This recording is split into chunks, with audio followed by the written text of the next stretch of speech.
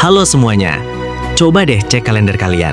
Tanggal 7 Mei mungkin kelihatannya kayak hari biasa aja ya. Tapi tahu nggak sih, di balik tanggal ini ada sejarah besar yang pernah ngerubah wajah dunia, bahkan Indonesia. Dari kapal raksasa yang karam, perjuangan diplomasi bangsa kita, sampai lahirnya komputer ikonik yang mungkin pernah kalian pakai. Yuk kita duduk santai sebentar, kita bedah 10 peristiwa keren yang terjadi tepat hari ini, 7 Mei. Kita mulai dari tahun 1824 di Wina. Ada momen yang bikin merinding nih. Komposer legendaris Ludwig van Beethoven nampilin simfoni nomor 9 untuk pertama kalinya.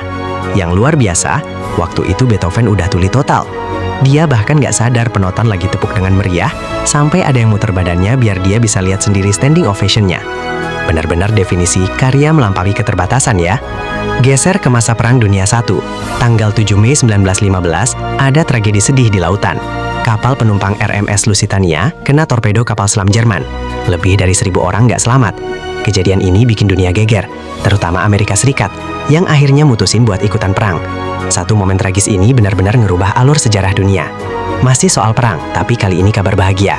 Tepat 30 tahun setelah tragedi Lusitania, di tanggal yang sama tahun 1945, Jerman Nazi resmi nyerah tanpa syarat di Prancis. Ini jadi tanda kalau horor Perang Dunia II di daratan Eropa akhirnya selesai.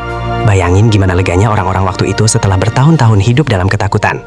Nah, kalau buat kita di Indonesia, 7 Mei 1949 itu penting banget. Ada yang namanya Perjanjian Rum-Rojen.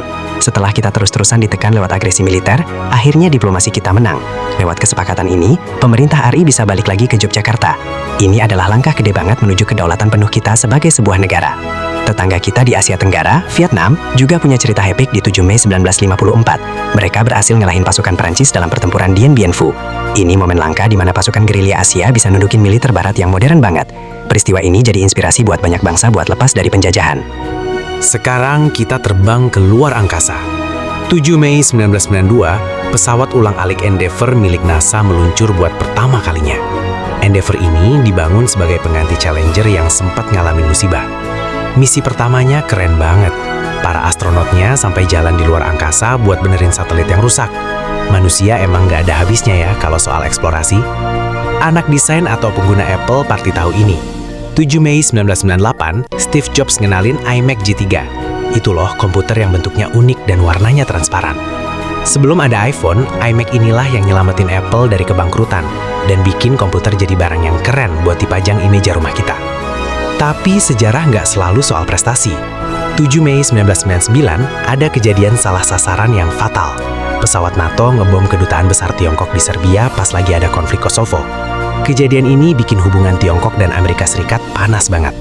Ini ngingetin kita kalau dalam konflik, kesalahan sekecil apapun bisa berdampak besar bagi dunia. Masuk ke politik modern. 7 Mei 2017, Emmanuel Macron kepilih jadi Presiden Prancis. Yang bikin heboh, waktu itu umurnya baru 39 tahun, presiden termuda dalam sejarah Prancis. Ini jadi angin segar buat politik Eropa dan nunjukin kalau anak muda juga bisa punya peran strategis di level dunia. Paling baru nih, setahun yang lalu, 2023.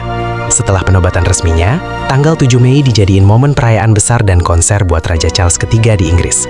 Setelah puluhan tahun dipimpin Ratu Elizabeth II, dunia akhirnya ngelihat babak baru dalam sejarah kerajaan Inggris. Tradisi lama yang masih bertahan di era modern. Gimana? Ternyata tanggal 7 Mei itu padat banget ya isinya. Dari urusan musik, perang, diplomasi Indonesia, sampai teknologi. Sejarah emang selalu punya cara buat bikin kita kagum. Dari 10 kejadian tadi, mana nih yang menurut kalian paling berkesan? Coba tulis di kolom komentar ya. Jangan lupa kasih like dan subscribe kalau kalian suka konten kayak gini. Saya Erik, makasih udah nonton, dan sampai ketemu di cerita sejarah lainnya.